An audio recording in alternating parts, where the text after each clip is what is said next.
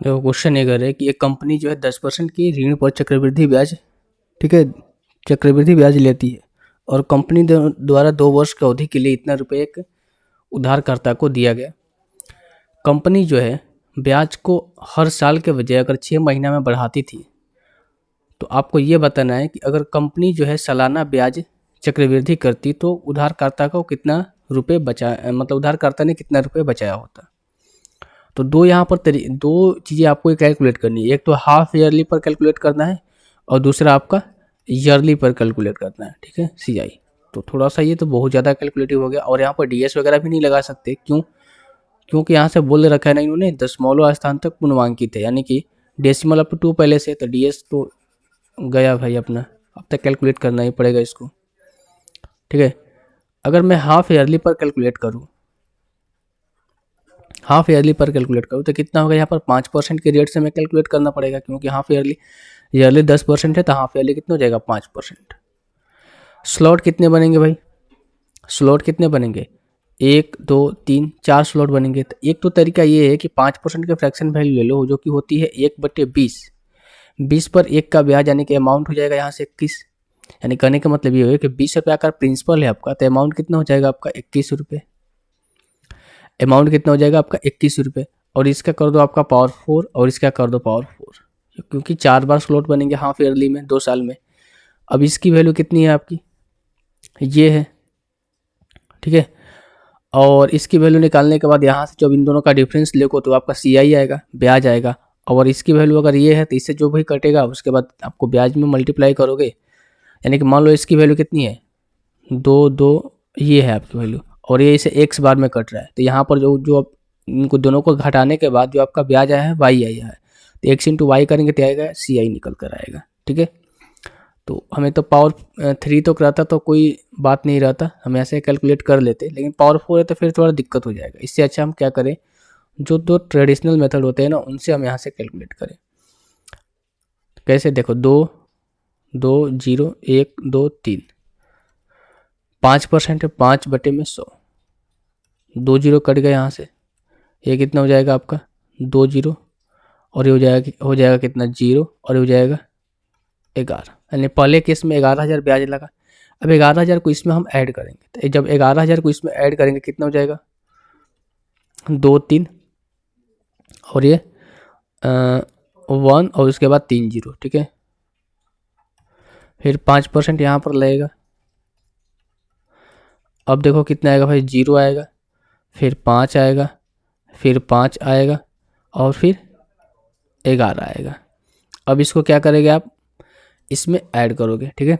जब हम इसमें ऐड करेंगे इसको, तो ये कितना हो जाएगा? 0 का 0 हो जाएगा, 5 का 5, ये हो जाएगा 5 का 5, और ये हो जाएगा 1 का 2, हो जाएगा 3 और 1 4, और ये हो जाएगा आपका कितना? 2, ठीक है। अब इसमें 5% का हम यहाँ से फिर निकालेंगे, तो ये कितना हो जाएगा आपका? 5 25, और 25 2 27, 5 दूनी 10, 5 दूनी 10 2 12, 5 का 20, और 1 21, 5 दूनी 10 2 12, ये आया भाई। अब इसको हमें क्या करना पड़ेगा? ऐड करना पड़ेगा इसमें। देखो पॉइंट को मैं यहाँ से हटा देता हूँ, सिर्फ इसी वैल्यू को यहाँ से ऐड करता हूँ, तो जाएगा कितना आपका? 7। इसके बाद ये कितना हो जाएगा आपका?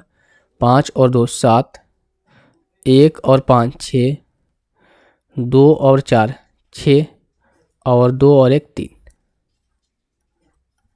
फिर इसका 5% हम निकालेंगे यहाँ से, तो ये कितना हो जाएगा आपका? 5, ये 7, ये हो जाएगा कितना आपका? 30, और ये हो जाएगा कितना आपका? 6 5 30, 3 33। ओहो हो, कहीं पर गड़बड़ हो रहा है, इसको ऐड करने में गड़बड़ हो रहा है। 1 मिनट, थोड़ा सा पेशेंस के साथ आपको ऐड करना पड़ेगा। 0 में 7 को मैंने यहाँ से ऐड किया, फिर 5 में हम यहाँ से 2 को ऐड किया, कितना बचा? 7 हुआ है यहाँ से। फिर यहाँ से देखो थर्ड वाले यहाँ से 5 और 1 6, फिर फोर्थ वाले पे आए 2 और 2 4, फिर यहाँ से आया 4 और 1 5 और फिर ये 2, ठीक है। अब 5/100 5 हो जाएगा, यहाँ से 7 हो जाएगा, ये 3 और 3 33, 5 का 20 और 3 23, 5 25 और 2 27, 5 दूनी 10 और 2 12, ठीक है भाई। तो ये वैल्यू आई। अब इसको आपको क्या करना है, कैलकुलेट करना है। 7 और 3 10, 5 और 2 7 3 10 1 11, 5 और 1 6 और 7 13 1 14, 2 2 4 5 1 6 7 1 2 3 4, 47,410 रुपये। मैं पॉइंट को यहाँ से कैलकुलेट नहीं कर रहा, ठीक है। अगर मैंने 5% पे ब्याज को कैलकुलेट किया तो कितना है, 47,410 रुपये, ठीक है। आप इसको और फास्ट करना भाई, मैं तो समझा रहा हूँ तो इसीलिए बोल रहा हूँ, तो वीडियो लंबी जा रही है, ठीक है। पर आप करोगे तो जाहिर सी बात है कि 1.5 मिनट तो लग ही जाएंगे, इसमें कोई शक नहीं है, ठीक है, क्वेश्चन को करने के लिए। तो अब मैं क्या करता हूँ, इसको मिटा देता हूँ भाई, ठीक है। इसको क्या करता हूँ, अगर छोटा हो सकता है तो कर देता हूँ, अगर मैं देखता हूँ छोटा हो पाएगा तो ये पूरा का पूरा ये हो जा रहा है, सिलेक्ट हो जा रहा है, ठीक है। तो मैं इसको क्या कर रहा हूँ, मिटा देता हूँ। आप समझ गए होंगे कि कैसे मैंने ब्याज को कैलकुलेट किया। अब यहाँ से देखिएगा, अगर मैंने हाफ ईयरली पर कैलकुलेट किया तो CI आपका कितना निकल कर आया भाई, ये निकल कर आया। अब यहाँ पर 2 ईयर यानी कि ईयरली बेस पे मैंने कैलकुलेट करूँगा, तो ईयरली बेस पे कैलकुलेट करना आसान हो जाएगा। कैसे, देखो ईयरली पर 10% हमें रेट हमें लगाना है, और 10% का फ्रैक्शन वैल्यू होती है 1/10, यानी कि एक का ब्याज अमाउंट यहाँ से कितना हो जाएगा, 11 रुपये।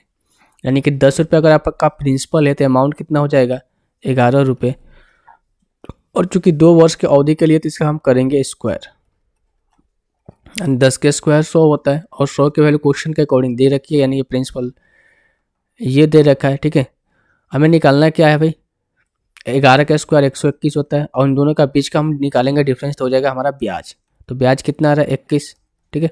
तो 100 की वैल्यू ये है, तो 21 की वैल्यू कितनी हो जाएगी आपसे, देखो 2 2 000 यहाँ से बटे में 100 मल्टीप्लाई 21, तो ये हो जाएगी आपकी 21 की वैल्यू, ठीक है। तो ये कितना हो जाएगा आपका, 21 दूनी का 42 और 42 4 46, 42,200, और जो ऊपर ब्याज कितना आएगा 47,410, तो हो जाएगा 012, और ये हो जाएगा कितना आपका 1,210 रुपये।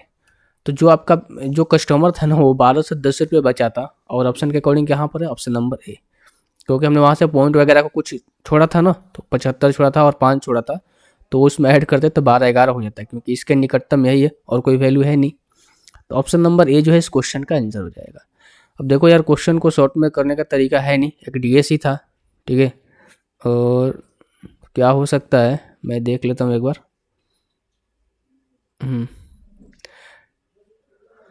ठीक है भाई, कैलकुलेट तो आपको करना पड़ेगा दोस्त। जैसे आपको ट्री मेथड वगैरह हो गया, आप उससे भी करके देख सकते हो, जिससे आपको आसान लगे।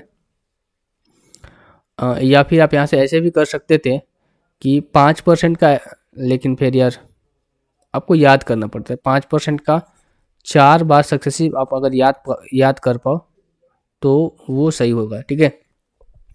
करने का मतलब ये हुआ कि 5 बार 3 बार का सक्सेसिव का फॉर्मूला लगा दो 5% का, उसके बाद 4 फिर 5% का निकाल दो। तो देखो दोनों ही केस में आपको कैलकुलेट करना पड़ेगा, और कोई चारा नहीं है, ठीक है। 4 साल आ गया तो फिर दिक्कत होता है CI के केस में।